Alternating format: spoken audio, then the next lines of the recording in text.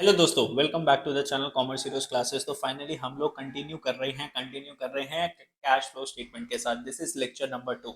Lecture number 1 I hope आप लोगों ने देख लिया होगा। ऊपर देखो, यहाँ पर बेल आइकन आ रहा होगा सबसे ऊपर टॉप कॉर्नर पर। पहले जाके लेक्चर नंबर 1 को देख लेना, फिर लेक्चर नंबर 2 के साथ स्टार्ट करना। बिकॉज अगर आपने लेक्चर नंबर 1 नहीं देखा तो 2 कैसे समझ में आएगा दोस्तों। अकाउंट्स है ना, सीक्वेंस के साथ चलेंगे। तो पहले लेक्चर नंबर 1 को देख लो, फिर फाइनली स्टार्ट करेंगे अपने लेक्चर नंबर 2 के साथ। ठीक है सर। तो हमने सर आई होप सबने लेक्चर नंबर 1 देख लिया। स्टार्ट करते हैं लेक्चर नंबर 2 में। आज मैं आपको क्या सिखाऊंगा, देखो मैंने आपको ऑपरेटिंग एक्टिविटी सिखा दी, मैंने आपको इन्वेस्टिंग एक्टिविटी बता दी क्या होता है। एंड सर मैं आपको अब फाइनेंसिंग एक्टिविटी भी बता दी थी। बच्चों पहले हम देखते हैं कैश फ्लो स्टेटमेंट का फॉर्मेट कैसे कैसे होता है, एंड फिर एक एक करके फॉर्मेट की सारी चीज़ों को हम लोग खत्म करेंगे। तो देखो, जब भी आप क्वेश्चन करने वाले हो ना, जब भी कैश फ्लो स्टेटमेंट का क्वेश्चन आएगा बच्चों, सबसे पहले आप क्या लिखोगे। देखो देखो देखो देखो देखो सर, हम लिखेंगे format of cash flow statement indirect method. याद रखना, जो कैश फ्लो स्टेटमेंट है ना, वो दो मेथड से हम कैलकुलेट कर सकते हैं। चाहे तो डायरेक्ट मेथड से कर सकते हैं या फिर इनडायरेक्ट मेथड से भी कर सकते हैं। लेकिन सर हमारे सिलेबस के अंदर सिर्फ जो मेथड है वो कौन सा मेथड है बच्चों, इनडायरेक्ट मेथड है। हमारे सिलेबस में कौन सा मेथड है सर, इनडायरेक्ट मेथड है हमारे सिलेबस के अंदर। ठीक है सर। तो हम कौन सा मेथड करेंगे सर, इनडायरेक्ट मेथड। सबसे पहले जब भी आप इसका कैश फ्लो स्टेटमेंट बनाओगे ना, सबसे पहली आइटम क्या आएगी, देखो ध्यान से। सबसे पहली आइटम कौन सी दिख रही है आपको, cash flow from operating activities. Start किसके साथ करना है क्वेश्चन को, cash flow from operating activities के साथ। बेटा cash flow from operating activities निकालने में सबसे पहली आइटम है net profit before tax and extra ordinary items. Cash flow before tax and extra ordinary items, इसको तो सुपर इंपॉर्टेंट मार्क कर लो। ये क्या हो जाएगा आपका, सुपर इंपॉर्टेंट। चलो आओ ये सीखते हैं कि sir net profit before tax and extra ordinary items कैसे निकालना है। उससे पहले आपका एक छोटा सा क्वेश्चन आएगा कि सर ये एक्स्ट्रा ऑर्डिनरी आइटम्स क्या होती हैं, सर ये भी बता दो आप हमें। तो मैं आपको बताता हूँ एक्स्ट्रा ऑर्डिनरी आइटम्स क्या होती है। सर एक्स्ट्रा ऑर्डिनरी आइटम्स वो है जो कि आपके बिजनेस के साथ कनेक्टेड नहीं है। मान लो मैंने जैसे बोला मेरा मेन बिजनेस क्या है, कोचिंग का बिजनेस है, तो मेरे पास बच्चों से क्या मिलती है, फीस मिलती है, तो वो मेरा क्या है, ऑपरेटिंग एक्टिविटी है। लेकिन सर मान लो मेरी एक दिन लॉटरी निकल गई, ठीक है, मैं कौन बनेगा करोड़पति में गया, मेरी लॉटरी निकल गई 2 करोड़ रुपए की। तो बेटा वो मेरी क्या है, एक्स्ट्रा ऑर्डिनरी इनकम। वो मेरी क्या हो जाएगी दोस्त, एक्स्ट्रा ऑर्डिनरी इनकम। ध्यान से, ठीक है ना सर। ठीक है सर। तो एक्स्ट्रा ऑर्डिनरी आइटम्स देखो ध्यान से क्या लिखा हुआ है, देखो extraordinary items are shown as expense in the profit and loss account and are added to the net profit, but towards the end of the deducted cash flow statement activities it is towards operating activity। तो ये मैं समझा देता हूँ आपको क्या होती है एक्स्ट्रा ऑर्डिनरी आइटम्स। सबसे पहले देख लो, एक्स्ट्रा ऑर्डिनरी में दो चीजें हो सकती है। एक तो एक्स्ट्रा ऑर्डिनरी एक्सपेंसेस भी हो सकते हैं। मान लो कोई फायर हो गई या थेफ्ट हो गई इस साल, जो हर साल तो नहीं होता ना भाई, चोरी हर साल होती है क्या, नहीं सर। कोई ऐसा अभी एकदम से कोई ऐसी सर्कमस्टांसेस हुआ कि फैक्ट्री के अंदर फायर लग गई, तो ये क्या है, एक्स्ट्रा ऑर्डिनरी लॉस है। या मान लो मेरी कोई लॉटरी निकल गई, ये क्या होगी, एक्स्ट्रा ऑर्डिनरी इनकम होगी। अब इसकी भैया एडजस्टमेंट कैसे करते हैं कैसे नहीं करते, वो मैं आप लोगों को बताता हूँ। सबसे पहले हम आपको सिखाएंगे कि सर ये जो गिवन है ना, ये क्या sir, net profit before tax and extra ordinary items, ये कैसे निकालेंगे। बेटा इसको निकालने के ना अपने दो मेथड्स है। कितने मेथड्स है भैया, अपने दो मेथड्स है। ध्यान से देखना। सबसे पहला मेथड है कि बेटा अगर आपको क्वेश्चन में क्या गिवन होगा, अगर आपको क्वेश्चन में गिवन होगा net profit before tax and extra ordinary items, ये आपको निकालना है। क्वेश्चन में आपको क्या गिवन होगा सर, क्वेश्चन में आपको गिवन होगा profit after tax as per statement of profit and loss. तो आपको क्वेश्चन में गिवन है ये, दिस थिंग इज गिवन। अगर स्टार्टिंग बैलेंस ये है profit after statement of profit and loss, और आपको किसके पास जाना है सर, हमें जाना है net profit before tax and extra ordinary items. हमें किसके पास जाना है, net profit before tax and extra ordinary items. अब ध्यान से देखना मेरी बात, हम आफ्टर टैक्स पे खड़े हुए हैं और हमें किसके पास जाना है, बिफोर टैक्स के पास जाना है। तो सर टैक्स वाली जितनी भी चीजें है उसको हमें क्या करना पड़ेगा, हटाना पड़ेगा। टैक्स वाली जितनी भी चीजों को हटाना पड़ेगा। अब ध्यान से देखो बेटा, ये जो एक्स्ट्रा ऑर्डिनरी एक्सपेंसेस है ना, जो कि आपने डेबिट कर रखे हैं, देखो पीएनएल के अंदर आपने एक्स्ट्रा ऑर्डिनरी एक्सपेंसेस को क्या कर रखा है, डेबिट कर रखा है।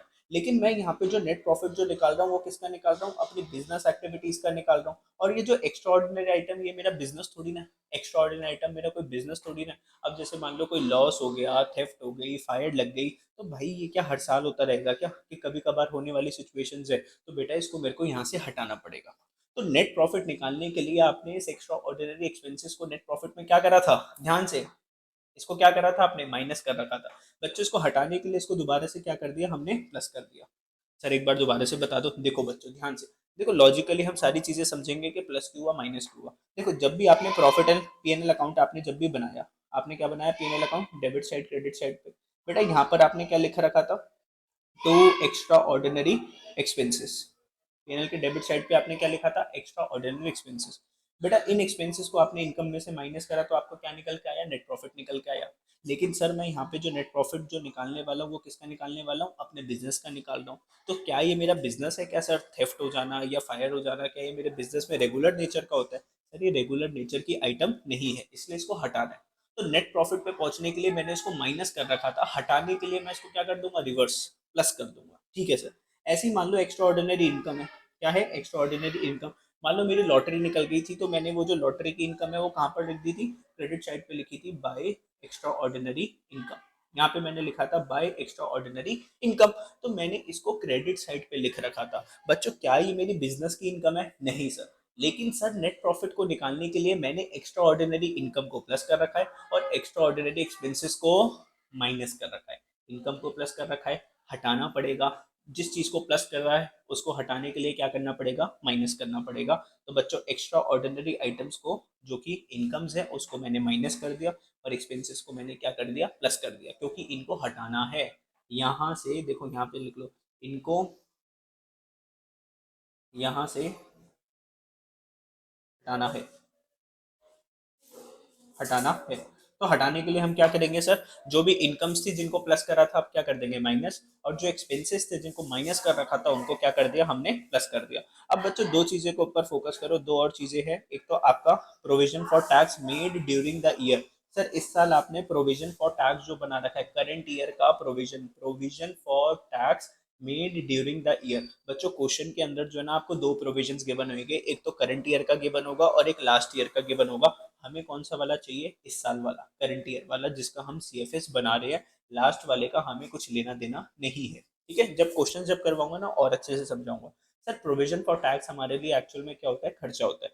पीएनएल के अंदर हमने क्या करा हुआ है, सर डेबिट करा हुआ है। बेटा आफ्टर टैक्स से हम किसके पास जा रहे हैं, बिफोर टैक्स के पास जा रहे हैं। तो टैक्स के जितने भी खर्चे उनको हटाना पड़ेगा। सर जब नेट प्रॉफिट हमने निकाला था इस खर्चे को हमने माइनस कर रखा था, इसको हटाने के लिए आप क्या कर देंगे बच्चों, इसको हटाने के लिए क्या कर देंगे, बोलो जल्दी से, प्लस करेंगे ना।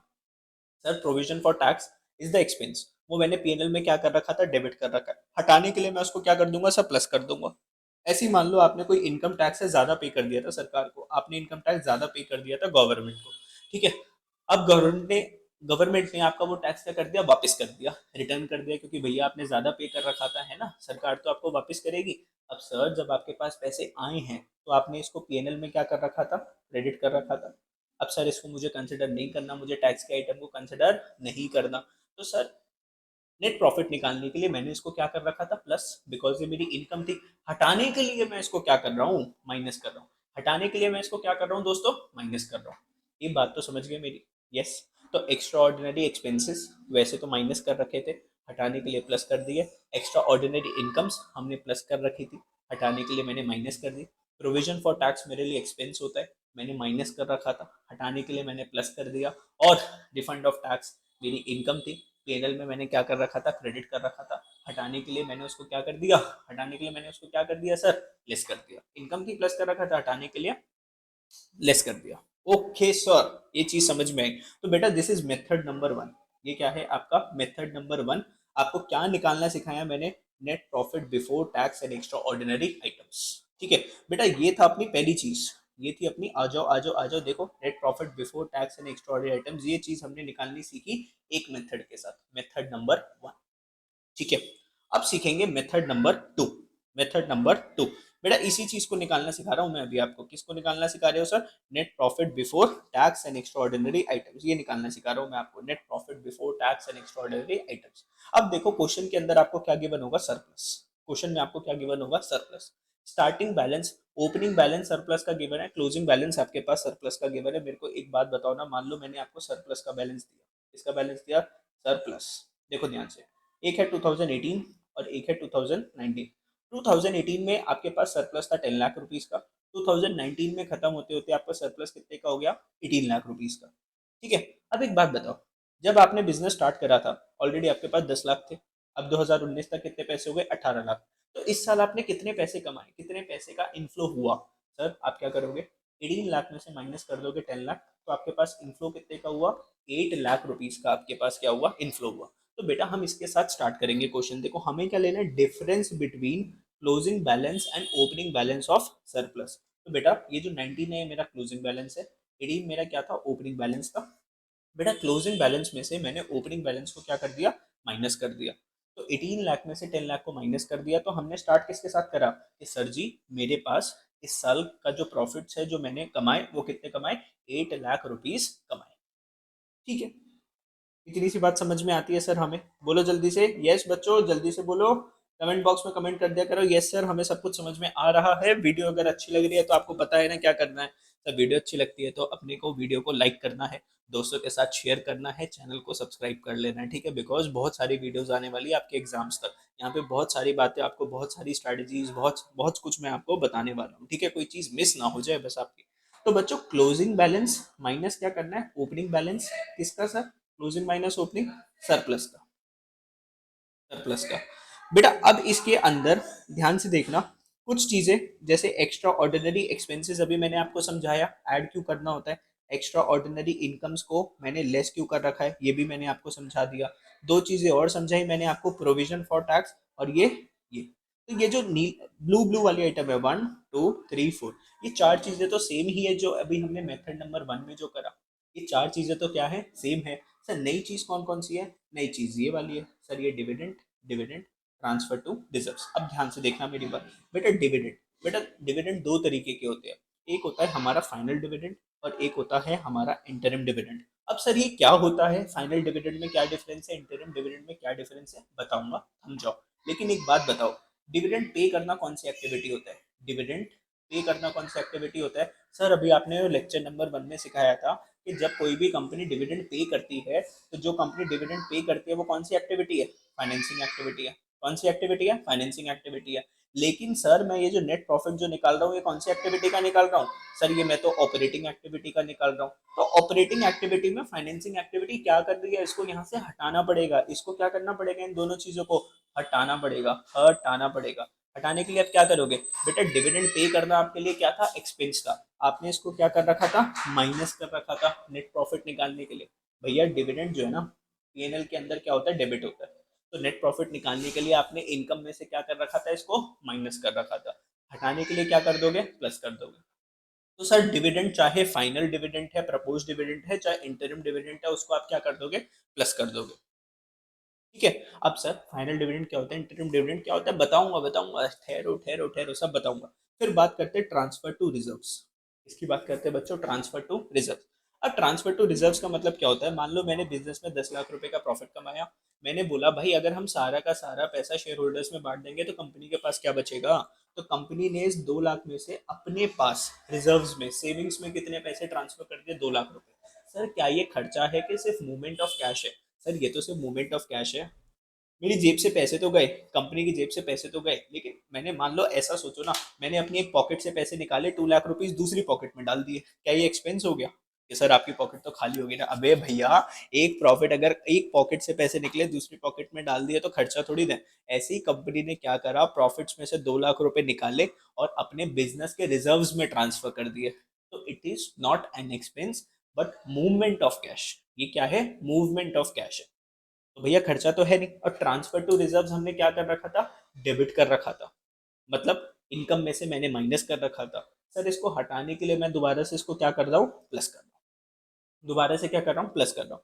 तो बेटा जब भी आपको क्वेश्चन के अंदर बोलेगा कि आपको क्या निकालना है, net profit before tax and extra ordinary items निकालना है, और क्वेश्चन के अंदर क्या गिवन है, आपको सरप्लस गिवन है, तो बेटा 1 2 3 4 5 6 7 इन 7 आइटम्स की आपको 100% क्या करनी पड़ेगी, एडजस्टमेंट करनी पड़ेगी।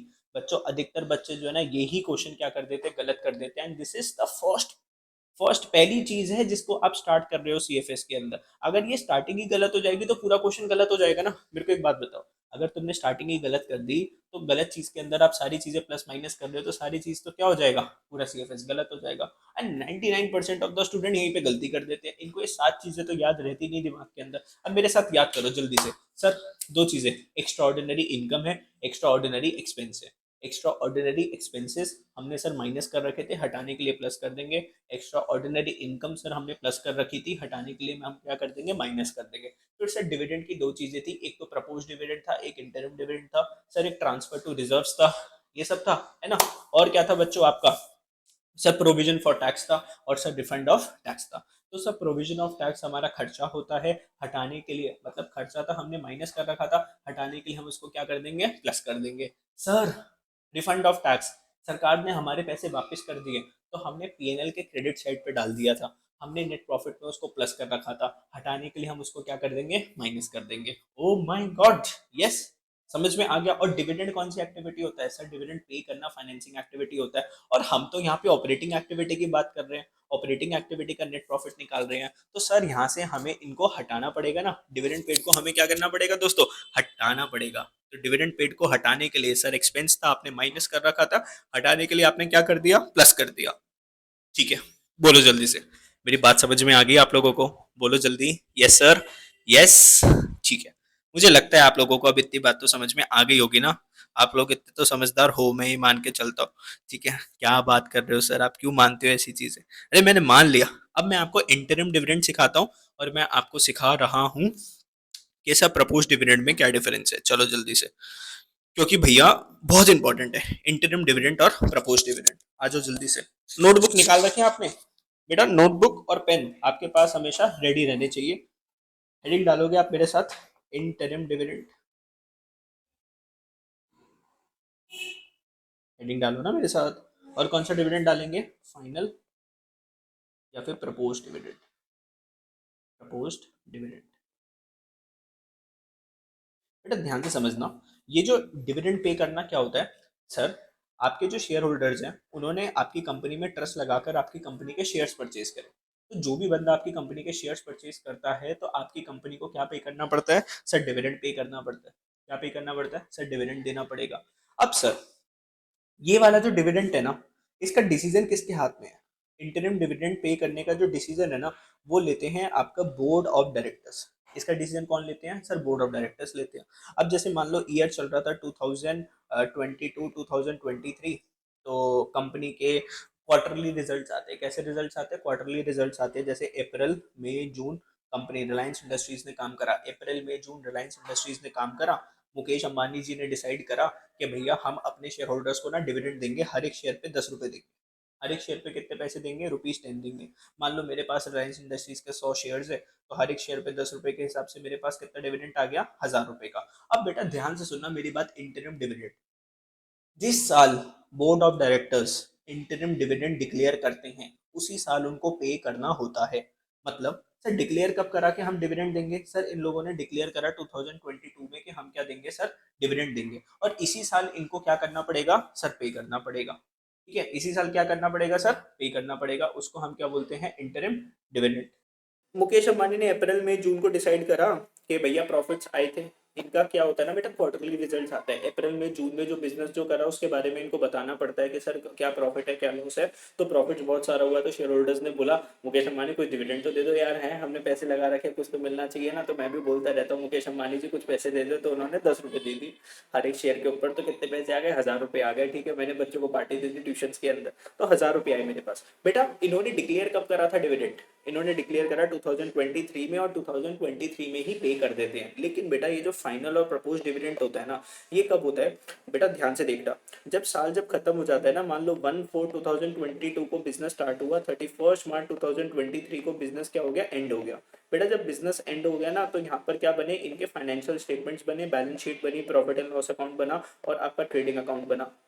बेटा फिर यहाँ पर क्या होती है, इनकी एनुअल जनरल मीटिंग होती है, क्या होती है, एजीएम, एनुअल जनरल मीटिंग। इसके अंदर कौन आते हैं, शेयर होल्डर्स आते हैं। कौन आते हैं, शेयर होल्डर्स आते हैं।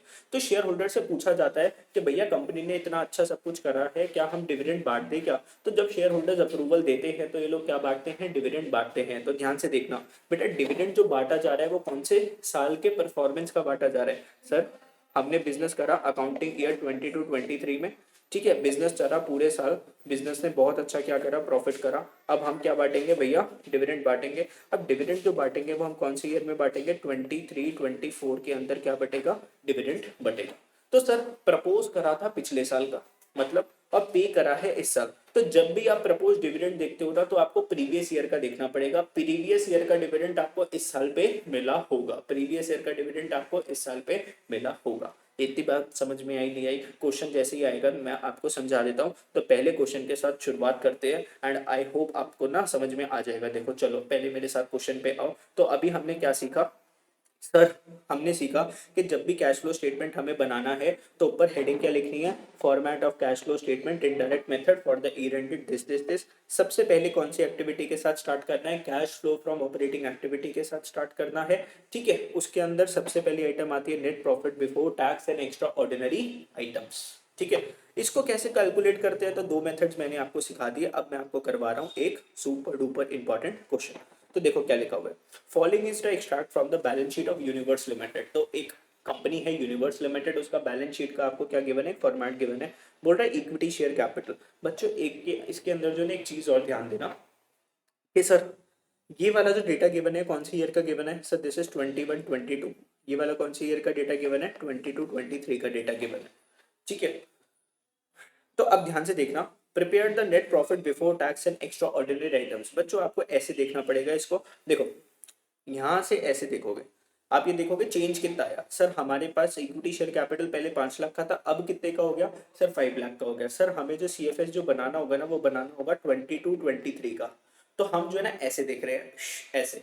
ठीक है, कैसे देख रहे हैं सर, ऐसे देख रहे हैं। देखो मैं बताता हूँ आप लोगों को, बेटा ये क्या बता रहे हो सर आप, मैं बता रहा हूँ ना, बहुत इंपॉर्टेंट चीज़ है। बच्चे यहाँ पे बहुत ज़्यादा गलती करते हैं। तो आपको जो ना यू देखना है। ठीक है, तो आपने देखा 5 लाख का, अभी भी 5 लाख है तो कोई चेंज नहीं आया, कंपनी ने कोई शेयर्स वगैरह नहीं बेचे। 10% redeemable preference share capital. Sir preference share capital 5 lakh की, अभी भी 5 लाख की है, कोई दिक्कत नहीं है। सर सरप्लस की बात करते हैं, सर 2.5 लाख का सरप्लस कितने का हो गया, 4.5 लाख का हो गया। अब देखो ध्यान से, आपको पता होना चाहिए कौन सा क्लोजिंग सरप्लस है और कौन सा ओपनिंग सरप्लस है। तो बेटा सीधी सी बात है ना, जो लेटेस्ट है वो क्लोजिंग है। तो ये वाला फिगर क्या है, लेटेस्ट है, ये क्या है, क्लोजिंग बैलेंस है। और ये वाला कौन सा बैलेंस है आपका, ओपनिंग बैलेंस है। तो सर हमें पता चल गया, आपने मेथड नंबर 2 करवाया था जिसके अंदर सरप्लस से हम स्टार्ट करते थे, difference between closing surplus and opening surplus. और उसके अंदर सर हम 7 चीजों की क्या करते थे, एडजस्टमेंट करते थे। अब क्वेश्चन के अंदर जरूरी नहीं आपको 7 की 7 चीजें की बनूंगी, हो सकता है क्वेश्चन के अंदर आपको सिर्फ 2-4 चीजें की बने, तो आप 2-4 चीजों की एडजस्टमेंट करोगे, 7 चीजों की एडजस्टमेंट करने की जरूरत नहीं है। अच्छा सर ये क्या पॉइंट गिवन है सर, डिविडेंड पेबल। पेबल का मतलब है कि अभी पे करना है। और हमारे वहां पे जो पॉइंट जो आया था वो किस चीज का आया था, डिविडेंड पेड। किसका आया था, डिविडेंड पेड। तो पेबल और पेड में बहुत डिफरेंस है, हमें इसको देखना भी नहीं है। पेबल का हमें कुछ भी नहीं करना, ठीक है। ये हमें क्या बना रहे हैं, पागल बना रहे हैं। क्या बना रहे हैं, पागल बना रहे हैं क्वेश्चन वाले। हमें क्या चाहिए, डिविडेंड पेड। ठीक है सर। तो सर स्टार्ट कैसे करेंगे क्वेश्चन, देखो ध्यान से। हम बोलेंगे calculation of net profit before tax and extraordinary items. Sir हम क्या करेंगे, क्लोजिंग सरप्लस माइनस क्या करेंगे, ओपनिंग सरप्लस। तो क्लोजिंग सरप्लस कितना था, 4.5 लाख। 4.5 लाख में से माइनस कर देंगे 2.5 लाख, कितना आ जाएगा हमारा, 2 लाख आ गया। तो सर 2.5 लाख से तो मैंने बिजनेस स्टार्ट ही करा था ना। देखो ध्यान से इसको एक लॉजिकली अगर समझोगे, सर 2.5 लाख से तो मैंने बिजनेस स्टार्ट ही करा था, और 2.5 लाख से कितना हो गया, 4.5 लाख हो गया। तो इस साल मैंने सिर्फ बिजनेस कितने का करा ना, 2 लाख रुपए का ही तो बिजनेस करा। तो यहाँ पर मैंने 2 लाख रुपए लिख दिया। ठीक है, फिर अगर मैं आगे चलता हूँ, सर हमें क्या करना है, डिविडेंड को देखना है। क्या लिखा है, propose dividend on the equity share. तो प्रपोज डिविडेंड या फिर फाइनल शेयर्स, इक्विटी शेयर्स पे 31 मार्च 2022 and 23 were 1.5 lakh and 1 lakh respectively. बेटा देखो ध्यान से, डिविडेंड एक गिवन है 31 मार्च 2022 का, कितना गिवन है, 1.5 लाख का। एंड 2023 का कब गिवन है, 1 लाख रुपीज का। ध्यान से देखना बेटा, जो 2022 का जो डिविडेंड है ना वो मिला होगा, कब मिला होगा, 22-23 के अंदर मिला होगा। और 23 वाला जो डिविडेंड जो मिला है वो कब मिलेगा भैया, नेक्स्ट ईयर मिलेगा। तो ध्यान से देखना, प्रपोज डिविडेंड हमने को देखना होता है एक पिछले साल वाला, किसका देखना होता है, एक पिछले साल वाला देखना होता है। ठीक है, तो ये वाला जो डिविडेंड है ना, ध्यान से देखना, ये मैंने डेट थोड़ी सी गलत लिख दी। ये कौन सा है, 21-22, और ये कौन से वाला है, 22-23। सर हमें जो सीएफएस जो बनाना है वो कौन सी ईयर का बनाना है, 22-23। तो जो प्रपोज्ड डिविडेंड है, जो प्रपोज्ड डिविडेंड है वो कौन से ईयर का लेना है, हमें प्रीवियस ईयर का लेना है। और प्रीवियस ईयर कौन सा है, 22-23 से पहले वाला 21-22 वाला। तो हमें कितना लेना है, 1.5 लाख रुपीज। तो प्रपोज डिविडेंड कितना प्लस करोगे, देखो dividend payable proposed on the equity share 1.5 lakh, ये सबसे इंपॉर्टेंट है। आप देखो सीएफएस कौन से साल का बना रहे हो, आप सीएफएस बना रहे हो सर 22-23 का, तो आपको जो प्रपोज डिविडेंड जो लेना है वो लेना है आपको 21-22 का।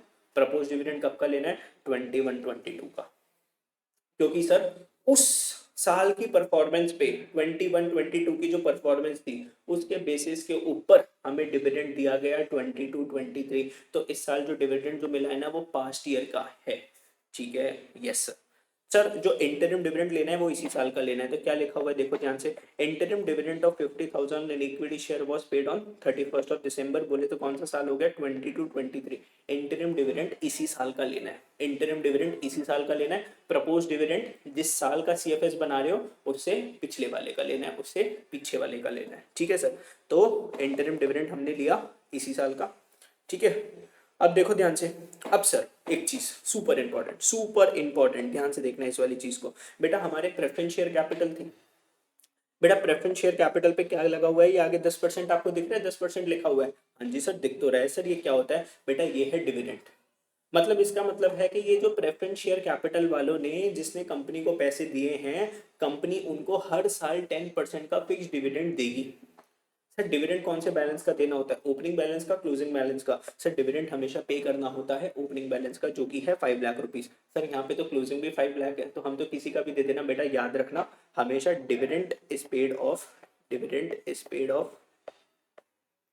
ओपनिंग बैलेंस, ठीक है। अगर कुछ भी नहीं मेंशन तो हमेशा किसका पे करोगे? ओपनिंग बैलेंस का। मैं आपको बताऊंगा कि कब आप क्लोजिंग बैलेंस का भी पे करना होगा, लेकिन डिविडेंड हमेशा पे करना होता है, ओपनिंग बैलेंस का भी हमेशा ध्यान रखना। तो बेटा 5 लाख रुपए इन्होंने दिए था, उसका 10% कितना हो जाता है? 50,000। तो प्रेफरेंस वालों को हमें डिविडेंड पे करना होगा, तो डिविडेंड सारा का सारा हम क्या करते हैं? ऐड, इंटरिम डिविडेंड भी ऐड करा, प्रेफरेंस शेयर्स का जो डिविडेंड है 50,000 वो भी ऐड करा, और बेटा प्रपोज डिविडेंड है वो भी हमने क्या कर दिया? ऐड कर दिया। तो ये सारे के सारे डिविडेंड्स कितने को गए? 2.5 लाख रुपीस के।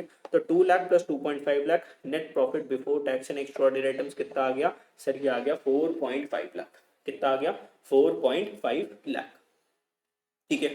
तो ये दो क्वेश्चंस, एक क्वेश्चन मैंने आपको करवा दिया, और बहुत अच्छा मैंने आपको क्या करवा दिया? क्वेश्चन एकदम से अच्छे से समझा दिया। नेक्स्ट वीडियो के अंदर हम और आगे चलेंगे, क्वेश्चंस को डिस्कस करेंगे। आपको पता है मैं सारी चीज ना डिटेल में बता रहा हूँ। वीडियो को आपको क्या करना चाहिए ना, देखना चाहिए, आंसर उसके जो ना साथ साथ नोट्स बनाने चाहिए, साथ साथ क्या बनाने चाहिए? नोट्स बनाने चाहिए, तभी आपको अल्टीमेटली क्या आने वाला है? बहुत ज्यादा मजा आने वाला है, ठीक है। थैंक यू, बाय बाय दोस्तों, thank you for watching the video. दोस्तों के साथ शेयर कर देना, अच्छा शेयर भी मत करना, अच्छा खुद अपना ढंग से पढ़ लेना बस, ठीक है। जो भी जो देख रहे हैं ना, कम से कम वो तो अपना अच्छे से पढ़ लेना, ठीक है। चलो बाय बाय।